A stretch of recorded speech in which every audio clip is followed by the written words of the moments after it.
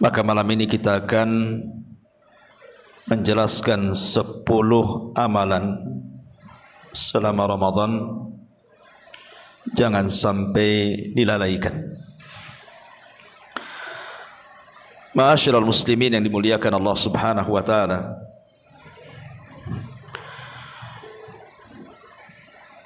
apa saja 10 amalan yang dinasihatkan para ulama yang jangan sampai seorang muslim melalaikan selama bulan Ramadan? Yang pertama, ibadatus siyam, ibadah puasa. Dan itu disebutkan di dalam Al-Quranul Karim. Di dalam surah Al-Baqarah Allah Subhanahu wa taala mengatakan, ya ayyuhalladzina amanu kutiba alaikumus siyam kama kutiba alal ladzina min qablikum la'allakum tattaqun. Wahai orang-orang yang beriman, diwajibkan kepada kalian berpuasa sebagaimana puasa ini sudah diwajibkan kepada umat sebelum kalian agar kalian bertakwa. Ulama mengatakan bahwa maksud tujuan Allah Subhanahu wa taala memerintahkan untuk berpuasa itu karena 3 hal. Yang pertama, mu'inun ala taqwa, berusaha dengan puasa itu membantu kita untuk menjadi hamba-hamba Allah yang bertakwa. Yang kedua, mu'inun ala syukri, menjadikan dengan puasa itu Allah Subhanahu wa taala hendak membantu kita menjadi hamba-hamba Allah yang bersyukur. Karena Allah Subhanahu wa taala ketika mengakhiri ayat seputar puasa, walitukmilul iddata walitukabbirullaha ala ma hadakum wa la'allakum tashkurun, agar kalian bersyukur. Jadi tujuan puasa selain daripada membentuk takwa juga melatih kita bersyukur. Kemudian yang ketiga, karena kutubus samawat, kitab-kitab langit dari Taurat, Zabur, Injil dan juga Al-Quran itu turun di bulan Ramadan. Sebab 3 perkara inilah maka dianjurkan untuk melaksanakan puasa. Pertama, mu'inun ala taqwa, karena Allah Subhanahu wa taala mengatakan la'allakum tattaqun, agar kalian bertakwa. Dan ini sudah saya terangkan. Kemudian yang kedua, mu'inun ala syukri, karena puasa itu membentuk seorang hamba menjadi hamba-hamba Allah yang bersyukur. Makanya Abdullah ibn Abbas radhiyallahu anhuma ketika menceritakan kedatangan Nabi sallallahu alaihi wasallam dari Mekah ke kota Madinah, kemudian di permulaan hijrah, Nabi sallallahu alaihi wasallam melihat orang-orang Yahudi sedang berpuasa. Maka Rasul sallallahu alaihi wasallam bertanya, puasa apa ini? Maka orang-orang Yahudi mengatakan, hadza yaumun salihun, hadza yaumun najjallahu bani Israil min aduwihim fasamahu Musa syukran lillah. Orang-orang Yahudi mengatakan, ini adalah hari yang baik, ini adalah hari di mana Allah Subhanahu wa taala menyelamatkan Bani Israel dari musuh-musuhnya. Maka Musa berpuasa dalam bentuk syukur kepada Allah Subhanahu wa taala. Jadi tujuan puasa itu salah satunya adalah karena mensyukuri nikmat Allah Subhanahu wa taala. Makanya ketika Rasul sallallahu alaihi wasallam ditanya tentang puasa hari Senin, maka Rasul mengatakan, dzaka yaumun wulidtu fi, itulah hari yang aku dilahirkan di situ. Artinya Nabi SAW bersyukur akan kelahirannya, kemudian melakukan puasa hari Senin. Kemudian yang ketiga, kitab-kitab langit. Kitab-kitab langit turun di bulan Ramadan. Dan juga Al-Quranul Karim turun di bulan Ramadan, karena Allah yang mengatakan syahru Ramadan alladhi unzila fihi Al-Quran. Bulan Ramadan, bulan diturunkan Al-Quran. Inilah tujuan penting kenapa disyariatkan puasa Ramadan. Adapun keutamaan puasa sendiri sudah ma'ruf. Salah satunya Nabi SAW mengatakan, man shama yawman fi sabilillah ba'adallahu wajhahu anin nari sab'ina kharifa. Barang siapa yang berpuasa satu hari saja di jalan Allah Subhanahu wa taala, maksudnya mengikuti perintah Allah, maka akan dijauhkan wajahnya dari api neraka sebanyak 70 musim perjalanan. Ada yang mengatakan 70 tahun perjalanan. Ini amalan yang pertama. Amalan yang kedua yang tidak boleh dilalaikan selama bulan Ramadan adalah ibadatul qiyam. Ibadah salat malam. Maksudnya di sini adalah salat at-tarawih. Salat tarawih. Disebutkan dalam sebuah hadis ketika Nabi SAW menceritakan tentang keutamaan orang yang salat tarawih bersama imam. Dari hadis Abi Dzar Al-Ghifari radhiyallahu anhu, Rasul mengatakan, man qama ma'al imami hatta yansarifa kutiba lahu qiyamul lailatin. Barang siapa yang salat tarawih, salat malam bersama imam, dan dia tidak bergerak, maksudnya tidak keluar sampai imam betul-betul selesai salat, maksudnya menyelesaikan salat dan juga witirnya, kutiba lahu qiyamul lailatin, maka dia dicatat sebagai orang yang salat malam dan menghabiskan malam-malamnya dengan salat malam.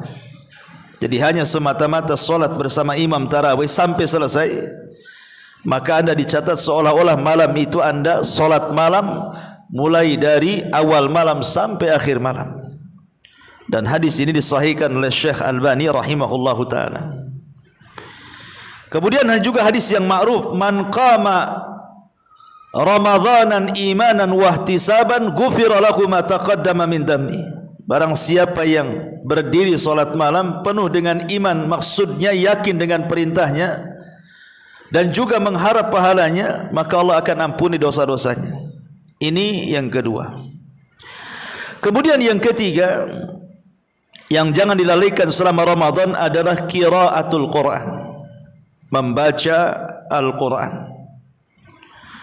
Allah Subhanahu wa taala berfirman dalam surah Fatir ayat 29, innal ladzina yatsluna kitaballah wa aqamus salata wa anfaqu mimma razaqnahum sirran wa alaniyah yarjuna tijaratan lan tabur.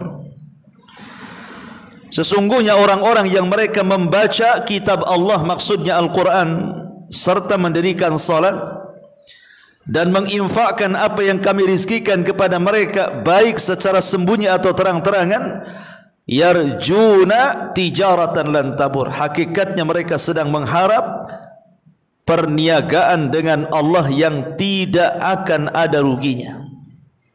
Di sini salah satunya Allah mengatakan innal ladzina yatsluna kitaballah. Jadi orang yang membaca Al-Quran hakikatnya dia sedang berniaga dengan Allah yang tidak ada kerugian sama sekali. Apalagi Nabi SAW ma'ruf dalam sebuah hadis, kata Nabi SAW, man qara'a harfan min kitabillah falahul hasanatu wal hasanatu bi asyri amthaliha la aqulu alif lam mim harfun walakin alifun harfun wal lamun harfun wa mimun harfun.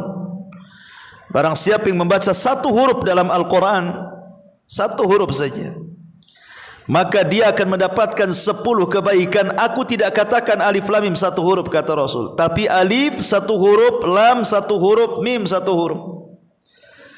Coba anda bisa bayangkan kalau di bulan Ramadan ini membaca surah Al-Fatihah saja, berapa huruf tuh surah Al-Fatihah itu?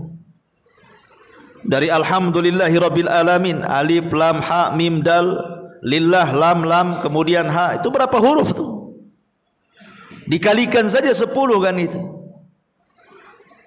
Apalagi kalau sampai kemudian selama Ramadan dihatamkan Al-Quran itu, maka berapa banyak kebaikan yang kita akan dapat. Maka jangan pernah meninggalkan qiraatul Quran, karena Al-Quran ini turun di bulan Ramadan, sehingga ibadah yang identik dengan bulan Ramadan itu adalah membaca Quran. Makanya lihat Nabi SAW di bulan Ramadan itu Jibril sampai turun. Untuk apa coba? Untuk tadarus Al-Quran bersama Rasul. Terkadang Rasul yang membaca, Jibril yang mendengarkan. Terkadang Jibril yang membaca, Rasul yang mendengarkan. Setiap Ramadan Jibril turun hanya untuk tadarus Quran bersama Nabi. Dan di akhir hayatnya Rasul sebelum wafatnya 2 kali dalam satu Ramadan. Menunjukkan apa? Bahwa bacaan Al-Quran itu adalah bacaan vital, ibadah vital di bulan Ramadan. Makanya sayang kadang-kadang ada orang yang lewat bulan Ramadan 1 lembar saja tidak dibaca. Nah, di mana ada dengan Ramadan coba? Padahal Ramadan itu adalah syahrul Quran, bulannya Al-Quran. Apalagi sekarang tidak ada alasan untuk tidak baca Quran. Sering saya nasihatkan kepada antum, karena sekarang Al-Quran itu sudah ada di aplikasi handphone. Tidak ada alasan lagi untuk tidak baca Quran. Kalau zaman dulu ialah nenteng-nenteng Al-Quran, mungkin sebagian antum malu kesana kemari, ke pasar bawa Quran, malu kan itu, takut ditegur. Ya, kamu ini salah tempat katanya, sana masjid di sana. Ya, kalau mungkin zaman dulu kan itu. Zaman sekarang tak perlu nenteng-nenteng Quran. Cukup ambil handphone, kemudian tinggal klik saja di situ aplikasi Quran, baik mau membaca, baik mau mendengar, semuanya ada di situ. Lalu apa hujah antum di hadapan Allah kalau Allah bertanya soal kenapa anda tidak baca Quran?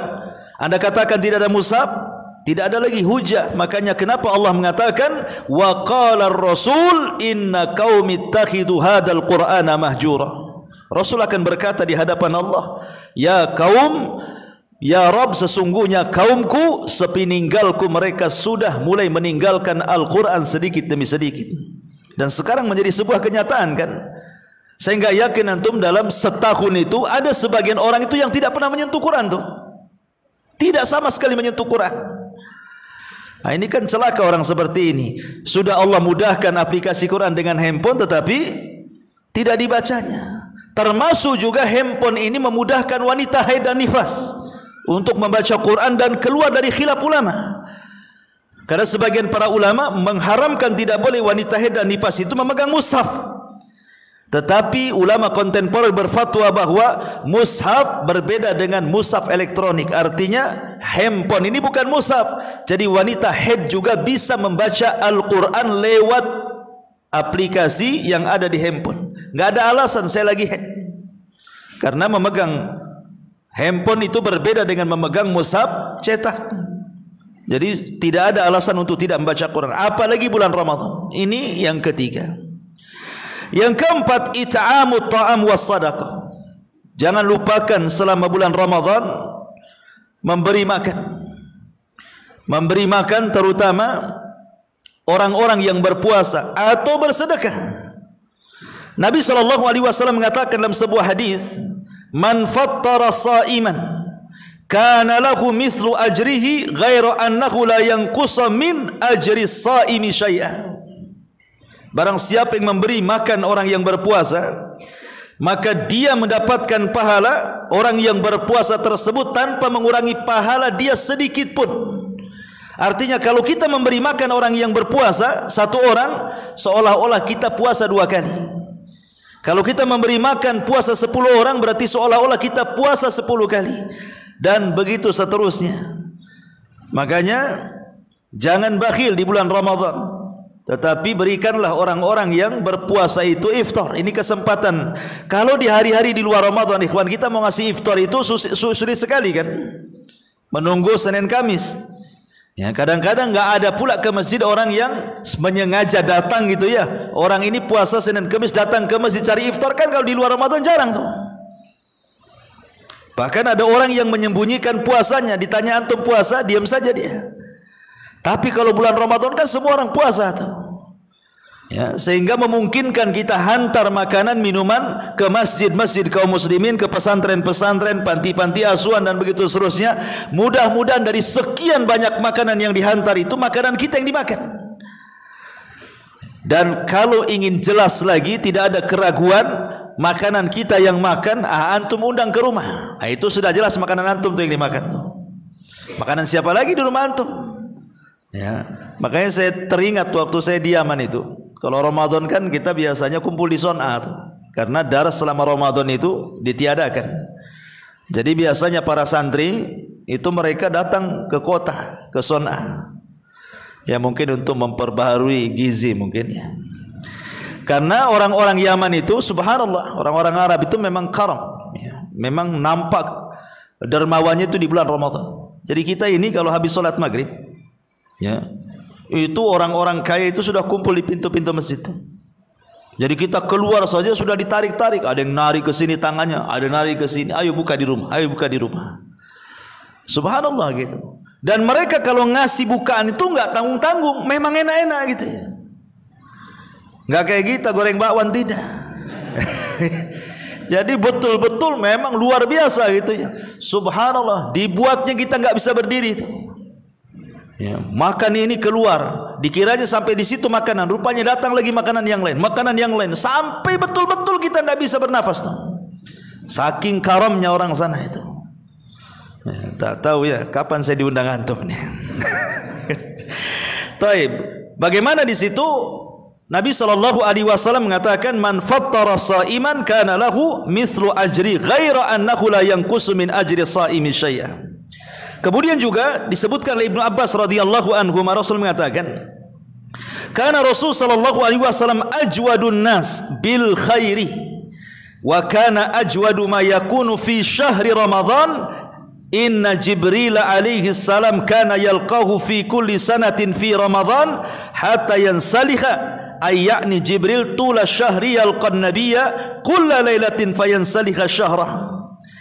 Fayaridu alaihi Rasulullah sallallahu alaihi wasallam al-Quran, fa idza laqiyahu Jibril kana an-nabiy sallallahu alaihi wasallam ajwadu bil khairi min rihil mursalah. Kata Ibnu Abbas radhiyallahu anhu, dia mengatakan Nabi itu adalah orang yang paling dermawan dengan kebaikan.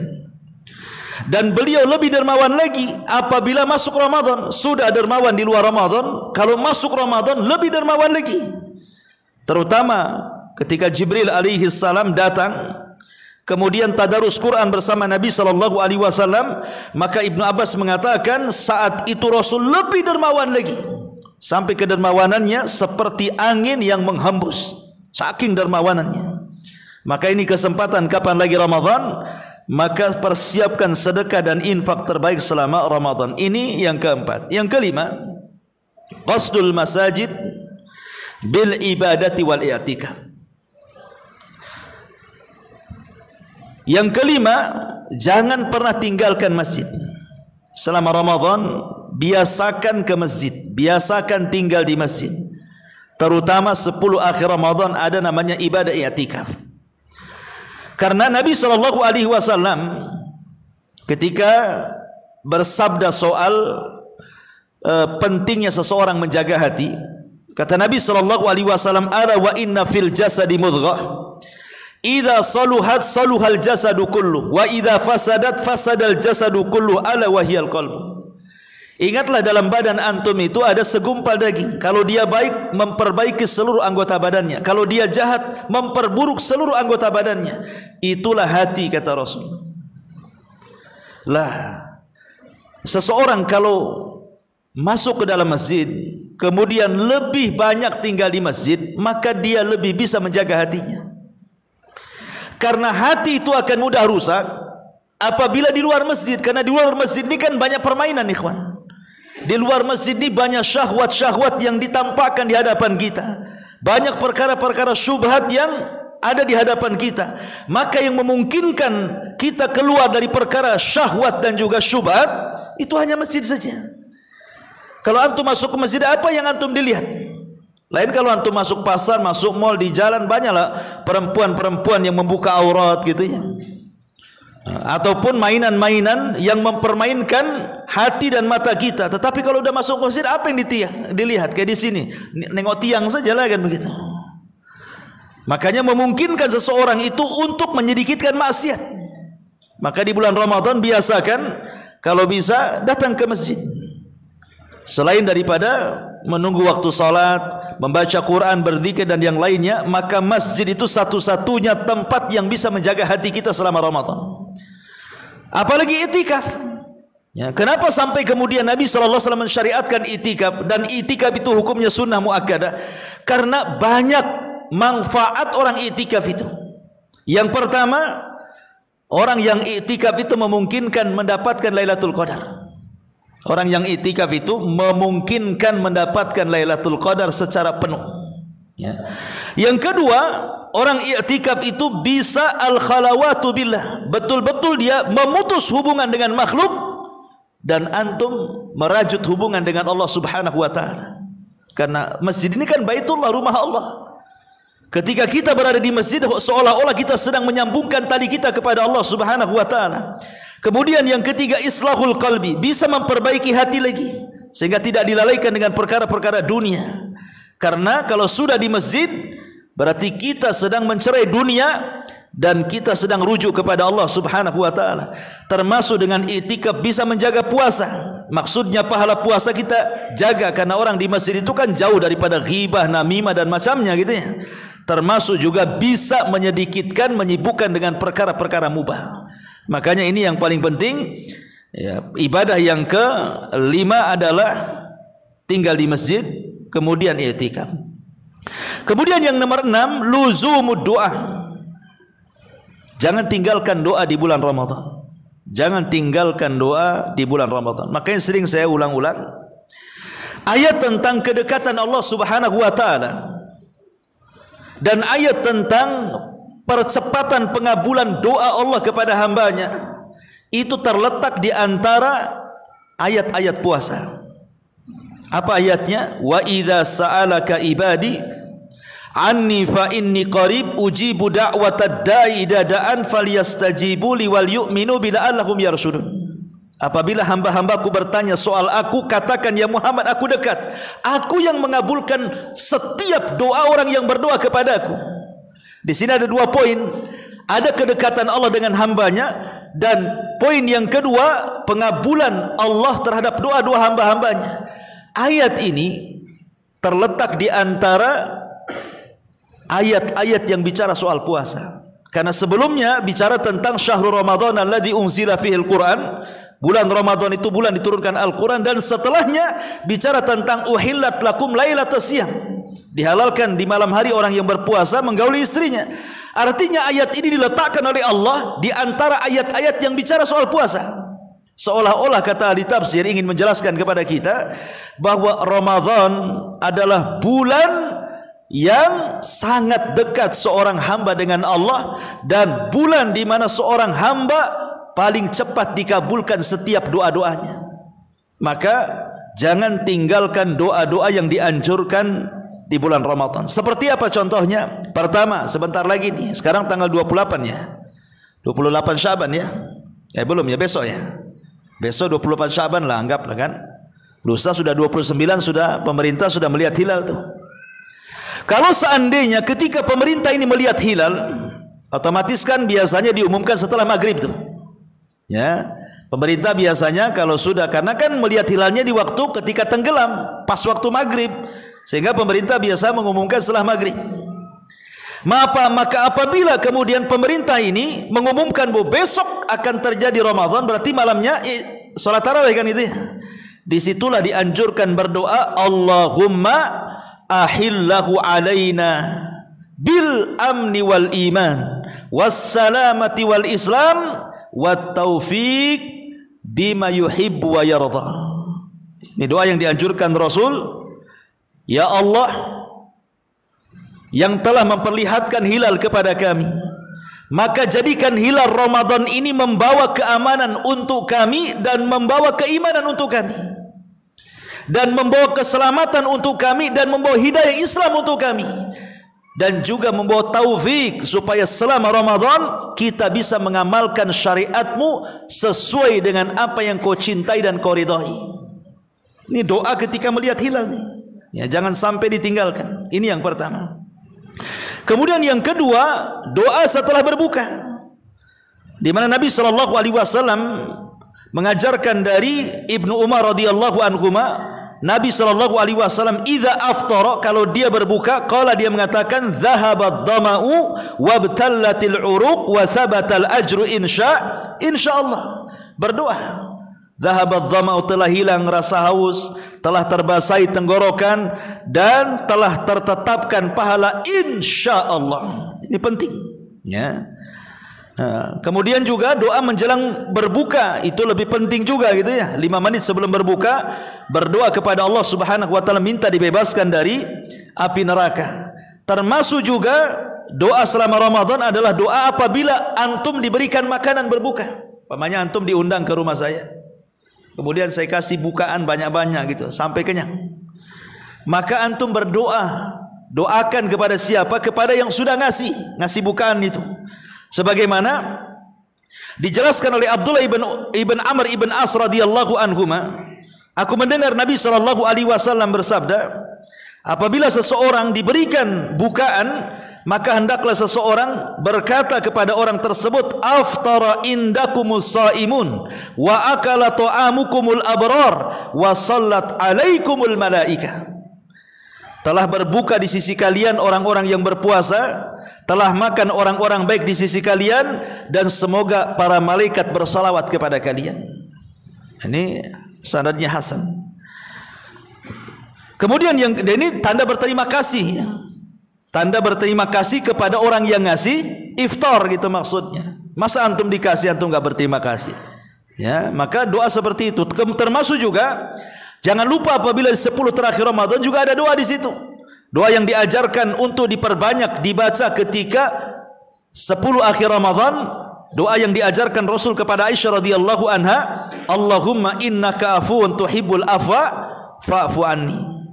Termasuk juga ada doa kunut, ya, bagi yang witir itu ada doa kunut witir. Ma'ruf ya, Allahumma hdini kalau antum sendirian salat witir, Allahumma hdini fiman hadait wa afini fiman afait wa tawallani fiman tawallait wa barik li fima atait wa qini syarra ma qadait innaka taqdi wa la yuqda alaik innahu la yadhillu man walait wa la izzu man adait tabarakta rabbana wa ta'ala. Rawahu an-Nasa'i wa Abu Daud wa sahahahu Albani. Kemudian juga doa khatmul Quran. Jadi kalau Ramadan antum menghatamkan Quran alhamdulillah 30 juz gitu ya, maka Abdullah ibn Mubarak rahimahullahu taala apabila dia menghatamkan Quran di bulan Ramadan, maka setelahnya dia mendoakan kaum muslimin, mendoakan kaum mukminin, dan dia pun mengatakan Allahumma aslih qulubana wa azil uyubana wa tawallana bil husna wa zayyina bit taqwa ila akhir doa. Ya Allah, perbaiki hati kami, hilangkan aib-aib kami, kemudian gantikan dengan kebaikan, hiasi kami dengan ketakwaan, dan begitu seterusnya. Jadi kalau Allah takdirkan hatam Quran, maka berdoa setelah itu, ya. Ini amalan yang keberapa tadi? Keenam. Ketujuh, qasdu baitillahi bil umrah, memaksudkan datang ke Baitullah untuk menjalankan umrah. Karena pahala umrah di bulan Ramadan itu beda dengan pahala umrah di luar Ramadan. Karena Rasulullah SAW mengatakan al umratu fi Ramadan ta'dilu hajjata ma'i. Jadi umrah di bulan Ramadan itu sama dengan haji bersamaku, kata Nabi. Ya, kalau Allah takdirkan diberikan kesempatan untuk umrah di bulan Ramadan dan punya rezeki, berangkat. Karena pahala umrah di bulan Ramadan sama dengan haji bersama Nabi SAW. Kan luar biasa, ya. Kemudian juga amalan yang selanjutnya adalah qiyam Lailatul Qadri, berusaha menghidupkan malam Lailatul Qadar. Ma'asyiral muslimin yang dimuliakan Allah Azza wa Jalla, saya ingin jelaskan sedikit bahwa Ramadan ini kalau kita boleh bagi menjadi 3 bagian. Jadi ada 10 awal, ada 10 tengah, ada 10 akhir. Ramadan itu kalau kita bagi 3, 10 awal, 10 tengah, 10 akhir. Lah yang paling baik daripada 10 itu adalah 10 akhir. Karena sesuatu yang akhir itu memang biasanya lebih afdal dibandingkan yang tengah ataupun yang awal. Dalam segala hal. Saya contohkan. Kalau kita lihat umur kita manusia, umur antum lah umur saya dan umur yang lainnya. Anggap saja usia anak-anak. Usia anak-anak dari usia balita sampai 20 tahun. Kemudian dari 20 tahun sampai ke 40 tahun. Kemudian 40 tahun sampai 70 tahun. Lah usia yang matang itu dalam Al-Quran adalah ketika usia 40 tahun. Itulah yang menentukan orang itu mendapatkan taufik atau tidak, su'ul khotimah atau husnul khotimahnya. Makanya Allah Subhanahu wa taala mengatakan di dalam Al-Qur'an, hatta idza balagu asyuddahu wa balagu arba'ina sana. Ketika manusia itu sudah memiliki kebijakan dan itu di usia 40 tahun, qala rabbi auzi'ni an ashkura ni'mataka allati an'amta 'alai wa 'ala walidayya. Artinya usia yang paling baik dalam usia manusia itu ketika usia 40 tahun ke atas. Karena biasanya usia-usia seperti ini sudah tidak banyak disibukkan. Sudah pernah menikah, sudah punya anak, sudah punya pekerjaan, biasanya sudah punya rumah walaupun kontrak dan begitu seterusnya. Artinya hampir secara keseluruhan nikmat Allah itu sudah diberikan.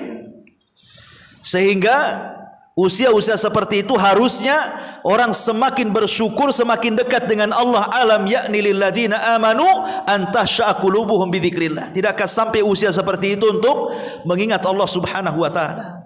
Jadi usia terbaik itu 40 tahun ke atas. Makanya Nabi diangkat jadi Nabi itu usia 40 tahun. Kan bisa saja usia 20 tahun diangkat kan supaya lebih lama dakwahnya. Tapi Allah tidak mengangkat Rasul menjadi Nabi di usia itu, tapi menunggu usia 40 tahun. Karena itu usia bijak-bijaknya orang. Ya. Ini kalau kita usia. Atau kalau kita cerita tentang bulan dalam setahun lah. Kita bagi 3 kan. Mulai daripada Muharram, kemudian Safar, Rabiul Awal, Rabiul Akhir, Jumadil Awal, Jumadil Akhir, Rajab, Sya'ban, Ramadan, kemudian Syawal, Dzulqa'dah, Dzulhijjah. Ya. Kita bagi 3 umpamanya kan. Kita bagi umpamanya 4. Mulai daripada Safar, Muharram, Safar, Rabiul Awal, Rabiul Akhir. Berarti ini permulaan bulan, permulaan tahun. Kemudian pertengahan tahun diambil dari Jumadil Awal, Jumadil Akhir, Rajab, Sya'ban. Ya. Kemudian 4 bulan terakhirnya mulai dari Ramadan, Syawal, Dzulqa'dah, Dzulhijjah. Mana yang lebih baik? Yang lebih baik yang akhir. Ramadan, Syawal, Dzulqa'dah, Dzulhijjah ini terkumpul Asyurul Hurum dan bulan Ramadan. Asyurul Hurum dimulai dari kapan? Dzulqa'dah itu Asyurul Hurum, Dzulhijjah Asyurul Hurum. Kemudian Syawal juga ada puasa 6 hari bulan Syawal. Kemudian Ramadan adalah sayyidu syuhur, pemimpinnya bulan-bulan. Dalam setahun juga yang akhir-akhir itu yang lebih baik gitu ya. Atau kalau seandainya kita cerita siang atau malam, akhir siang dan akhir malam itu paling baik. Akhir siang apa? Asar ke maghrib. Akhir malam sepertiga malam akhir sampai subuh kan? Semua terbaik. Ya. Karena asar itu solat wusta. Solat wusta, solat terbaik. Disitulah akhir daripada catatan anak Adam diangkat oleh Allah Subhanahu wa taala di waktu asar. Adapun sepertiga malam akhir Allah turun ke langit dunia. Kemudian menawarkan kekuasaannya, siapa yang berdoa aku kabulkan, siapa yang minta aku kasih, siapa yang minta ampun ku ampuni. Sesuatu yang sifatnya akhir itu biasanya baik. Maka Ramadan juga sama. Ada awal Ramadan, ada tengah Ramadan, ada akhir Ramadan. Maka yang terakhir itulah yang baik. Cuman kenyataannya kan tidak demikian kan. Biasanya ibadah itu di awal-awal saja itu rajin itu. Wow, kalau sudah Ramadan awal, Masya Allah, mulai dari yang sholatnya, mulai daripada menu iftarnya kan itu, ramenya, semangat baca Qur'annya, tadarusnya, luar biasa itu. 10 awal Ramadan itu luar biasa kan. Nanti 10 tengah sudah mulai itu ya, mulai yang ngasih iftar aja sudah kurang-kurang sudah habis duitnya kan itu ya. Biasanya berwarna gitu ya minuman itu, balik ke air mineral. Ya. Itu kalau 10 awal itu ya, 10 akhir ya tidak tahu juga. Yang ramai makanan di rumahnya saja, di masjid tak ramai. Kenapa? Siap persiapan Idul Fitri, ramai di mejanya macam-macam kue, tapi tidak sampai ke masjid gitu kan itu ya. Ini kan masalah. Jadi yang justru yang semangat itu harusnya 10 akhir. Karena bagaimanapun Ramadan itu bi khawatimiha. Ramadan itu ditentukan akhirnya. Ya. Kenapa ditentukan akhirnya? Karena di situ ada Lailatul Qadar. Makanya ibadah yang paling penting di bulan Ramadan adalah qiyam Lailatul Qadri. Berusaha untuk menghidupkan Lailatul Qadar. Berusaha untuk menghidupkan Lailatul Qadar. Ya. Ini juga penting. Kenapa demikian? Karena satu, kalau bisa di malam Lailatul Qadar itu hindari tidur. Kalau bisa siang aja tidur, malam jangan tidur. Lakukan untuk ibadah. Kemudian yang kedua, ajak keluarga untuk sama-sama beribadah. Jangan antum saja bapak-bapak khusyuk gitu ya, tetapi ibu-ibu dan anak-anak tidak diajak. Ajak sekalian begadang untuk mendapatkan Lailatul Qadar, termasuk memperbanyak doa. Kemudian berusaha untuk memperbaiki hati di malam Lailatul Qadar. Dan sering saya katakan, hidupkan saja 10 malam akhir. Jangan melakukan 2 perkara. Jangan mencari 2 perkara. Kalau antum mencari 2 perkara, tidak akan dapat Lailatul Qadar. Pertama, jangan mencari tanggal ganjil. Dan yang kedua, jangan mencari tanda-tanda Lailatul Qadar. Hidupkan saja. Sebab kalau mencari tanggal ganjil, iya menurut anda tanggal ganjil. Menurut yang lain yang puasanya beda, tanggal genap. Ya. Pamannya ada pemerintah Jumat, ada sebagian ormas Sabtu pula kan gitu ya. Menurut pemerintah tanggal ganjil, kata ormas ini, oh bukan, tanggal genap ini. Ngapain ke masjid katanya. Kata pemerintah tanggal genap, tanggal ganjil katanya. Sudahlah, lebih baik kita keluar dari ormas dan pemerintah, hidupkan semuanya. Maka anggap 20 Ramadan sampai akhir Ramadan semua tanggal ganjil. Maka anda akan mendapatkan Lailatul Qadar. Ya, hidupkannya dengan apa? Ya macam-macam ibadah lah. Kalau memang solat tarawih sudah bosan, bisa baca Quran. Baca Quran bosan, bisa zikir. Zikir bosan, bisa sedekah. Sedekah bosan, bisa macam-macam. Ya, apalagi sekarang alat-alat itu beribadah itu lebih dimudahkan dibandingkan dulu. Ustaz, saya tidak bisa ke masjid karena saya kerja di luar gitu. Bisa dengarkan Quran lewat handphone. Bisa membaca surat-surat yang antum hafal dan begitu seterusnya, atau zikir yang paling mudah. Taib, ini juga termasuk amalan-amalan yang dianjurkan. Termasuk juga al-iktsar minadz dzikri wal istighfar. Jangan lupa selama Ramadan perbanyak zikir, mau siangnya mau malamnya, dan juga istighfar. Karena sering saya katakan, siang Ramadan itu siang ampunan, dan malamnya juga malam ampunan. 24 jam Ramadan itu 24 jam ampunan. Karena Rasul yang mengatakan, man qama ramadanan imanan wa ihtisaban ghufira lahu ma taqaddama min dhanbi. Man qama lailatul qadrin imanan wa ihtisaban ghufira lahu ma taqaddama min dhanbi. Barang siapa yang menghidupkan malamnya dengan tarawih atau menghidupkan Lailatul Qadar penuh iman dan mengharap pahala, Allah ampuni dosa-dosanya. Artinya malamnya menjadi Lailatul Maghfirah. Malamnya menjadi malam ampunan. Siangnya juga sama. Man shoma ramadanan imanan wa ihtisaban ghufira lahu ma taqaddama min dhanbi. Barang siapa yang berpuasa di siang hari bulan Ramadan penuh iman dan mengharap pahala Allah, Allah ampuni dosa-dosanya. Artinya semata-mata berpuasa saja itu sudah menjadikan siang ampunan. Maka malam-malam ampunan, siang-siang ampunan, maka perbanyak zikir dan juga istighfar, memintakan ampun kepada Allah Subhanahu wa taala. Dan yang terakhir, tentu selama Ramadan ini yang paling penting, tarkul maksiat, tinggalkan maksiat. Tinggalkan kemaksiatan kepada Allah Subhanahu wa taala, terutama hal-hal yang bisa mengurangi puasa. Jangan sampai puasa kita persis seperti sabda Rasul, rubba shaimin laisa lahul jazaa illal ju'i wal atsh. Berapa banyak orang yang berpuasa itu hanya menahan lapar dan dahaga, tidak mendapatkan apa-apa. Kenapa? Karena masih ghibah, masih namimah, masih maksiat. Kata Nabi SAW, "Malam yada' qaula zuri wal amala bihi wal jahla falaysa lillah an yada'a ta'amahu wa syarabahu." Kata Nabi SAW, siapa yang tidak bisa meninggalkan qaula zur, ucapan dusta, ya, wal amal bih, atau mungkin amal-amal kefasikan, awil jahla, atau kebodohan. Boleh jadi ini bukan perbuatan dosa, tapi karena kebodohannya dia habiskan waktu-waktunya untuk perkara mubah. Maka Allah akan meninggalkan puasa, menahan lapar dan dahaganya, percuma jadinya. Kalau perkara mubah saja, kalau bisa ditinggalkan, apalagi perkara-perkara yang diharamkan. Wallahu a'lam bishawab. Ini diantara 10 perkara yang jangan sampai dilalaikan selama Ramadan. Mudah-mudahan ada manfaatnya. Dan kita tutup dengan doa kafaratul majlis. Subhanakallahumma bihamdika asyhadu an la ilaha illa anta astaghfiruka wa atubu ilaik. Allahu ta'ala. Assalamualaikum.